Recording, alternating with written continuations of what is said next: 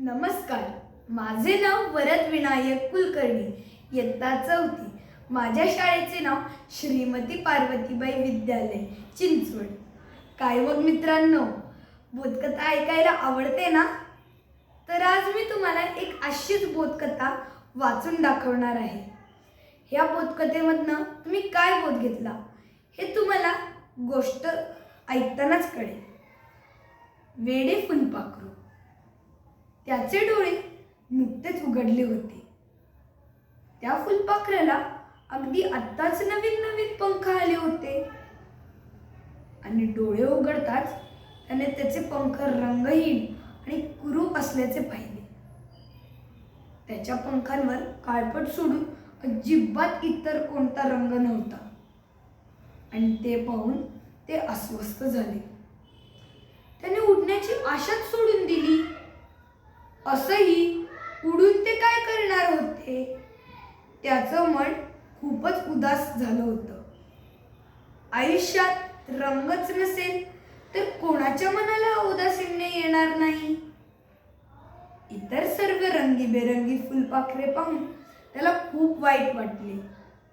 दुःखी मनाने ते एका पानावर बसून विचार करत बसले. त्याचे पंखही इतर फुलपाखरांप्रमाणे रंगीबेरंगी असते तर तेही मोकळ्या आकाशात उडून त्याचे रंगीबेरंगी पंख फडफडून लाजत मुरडत फिरले असते. ते त्याच्या विचारांच्या रंगीबेरंगी दुनियेत कुठेतरी हरून गेले होते.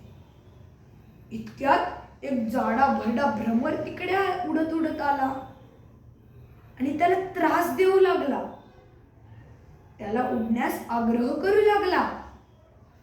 मग ते फुलपाखरू रागावले.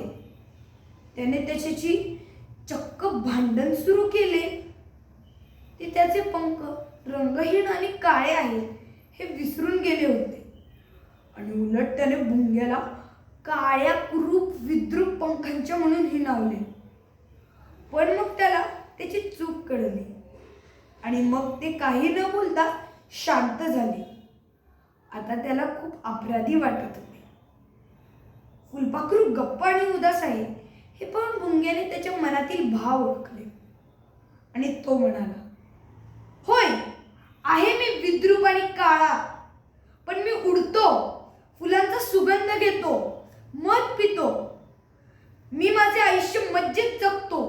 तुझ्यासारखा एकलकोंडा दुःखी चेहरा करून बसत राहत नाही. नुसतं बसून राहणं आपलं आयुष्याचं ध्येय असतं तर देवाने आपल्याला हे 2 पंख दिलेच नसते. भुंग्याचे हे शब्द ऐकून फुलपाखराच्या मनात एक आगळीच चेतना स्फुरली. त्याने त्याचे पंख पसरले आणि आभाळाकडे झेप घेतली. ते उडत उडत पुढे पुढे गेले, उंच उंच गेले. त्याने निळे आकाश पाहिले, रंगीबेरंगी फुले पाहिली, सप्तरंगी इंद्रधनुष्य पाहिले, हिरवीगार आणि पिवळी शेते पाहिली. मग उडत असताना एका तलावाजवळ ते आले. त्याने आपले प्रतिबिंब पाहिले. तेव्हा त्याला दिसले की सूर्याची किरण त्याच्या पंखांवर पडली होती आणि काळ्या पंखांवर गडद निळे ठिपके आहेत.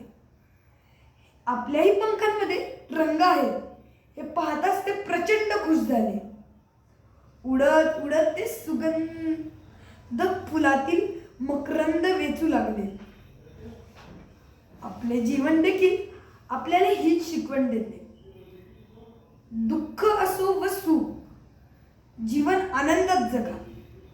छोट्या छोट्या गोष्टीतला आनंद फुलातील मकरंदाप्रमाणे वेचायला शिका.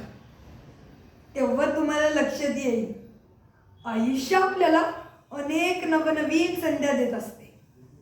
नैराश्य हे अंताचे प्रतीक आहे तर उत्साह हे नव्या सुरुवातीचे. भविष्यात कधीही जेव्हा तुमच्या आयुष्यात नैराश्य येईल तेव्हा वेड्या फुलपाखराची आणि भुंग्याची आठवण करा. त्यांची ही गोष्ट तुम्हाला जीवन जगण्याची कला शिकवेल. उत्साही, आनंदी आणि सकारात्मक राहण्याची प्रेरणा दिली. तर काय मग, आवडली ना माझी बोधकथा? धन्यवाद.